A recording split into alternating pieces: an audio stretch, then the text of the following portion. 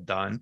And one of the biggest reasons is people love to share experiences and connect with friends and family.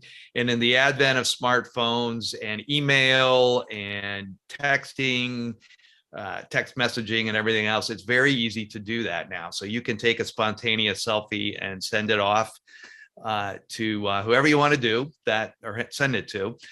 Some people, and this is where it ties into our startup accelerator program here at GetSetUp, is some people use it for marketing and promotion.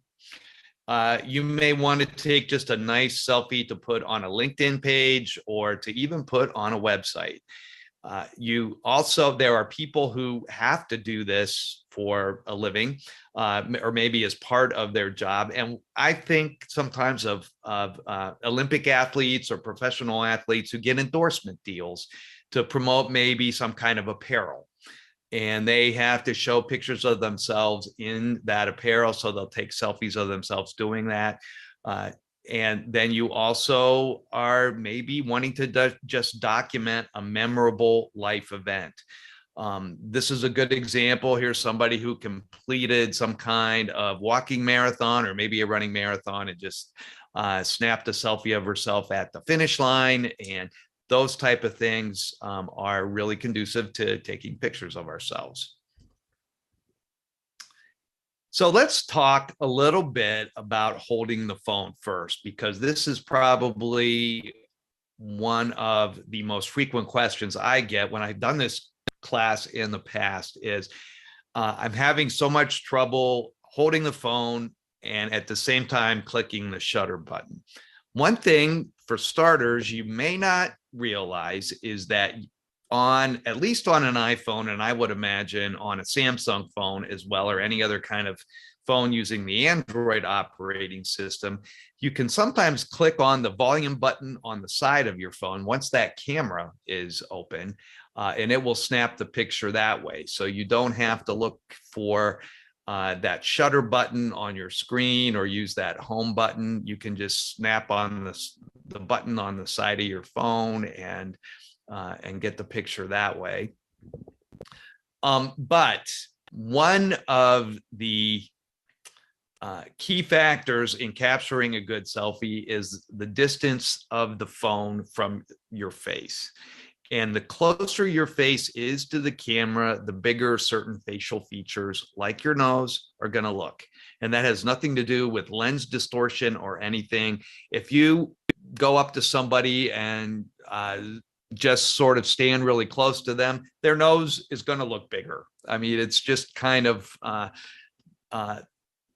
the way features get changed based on our position at any one time. So the farther away you hold that phone from your face, the better things are going to look. So hold that arm as far out as you can go. You might want to also try to hold the camera slightly higher than your head. That is going to give you a much more flattering look than if you're holding it from below. And I'll show you a couple of examples of where I've done that and didn't turn out so great, where I've held it too low. But here you'll see this is just slightly above here, and it's going to accentuate your eyes, and it might minimize features that you don't want to play up, like keep your nose from looking too big, anything like that. So that's a nice way to go about it. And you also want to remember to look at the camera lens and not the phone screen. And that is something I forget to do all the time. But your lens is going to be at the top of, let me see if I can get this. Your lens is going to be up here, not on the screen itself.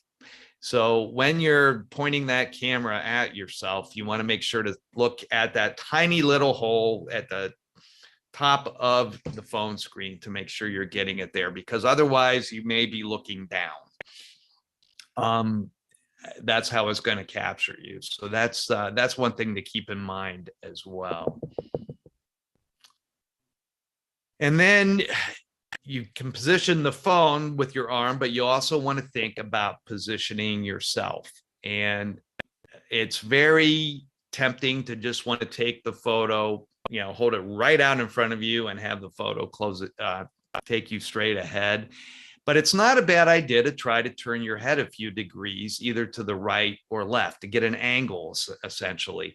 That's going to make your features look less flat. You might get a little more nice shadowing, a little bit of highlighting here and there, sort of like what this guy did here. Now he is just got his head slightly angled, but it's much better than just holding it straight ahead. Sometimes people do it with both hands, and it's just going to be kind of it might even look a little more amateurish when you do that.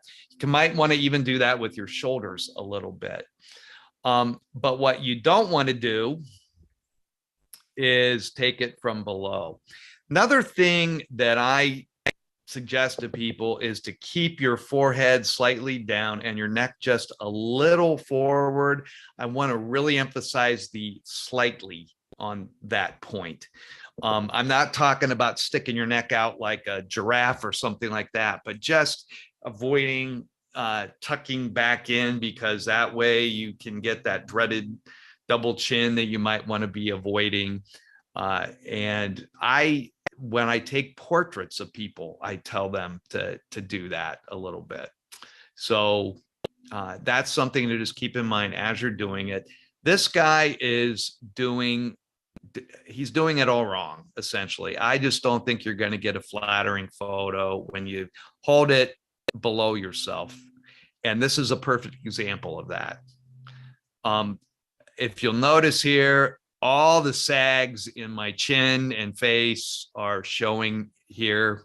It is not a flattering picture by any stretch of the imagination. Now, admittedly, I hammed it up a little bit by scowling here, but this is not a picture that I would want to post on Facebook or Instagram or anything like that. So that's just an example of the position you might want to avoid.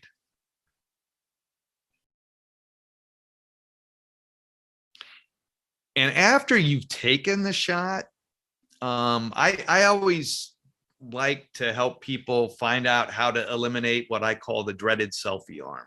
And when you take a selfie, a lot of times you're going to have that arm extended out. It's going to be obvious that it was a selfie. And for casual situations, yeah, that's fine. I mean, nobody's going to really object to that. They know it's a selfie.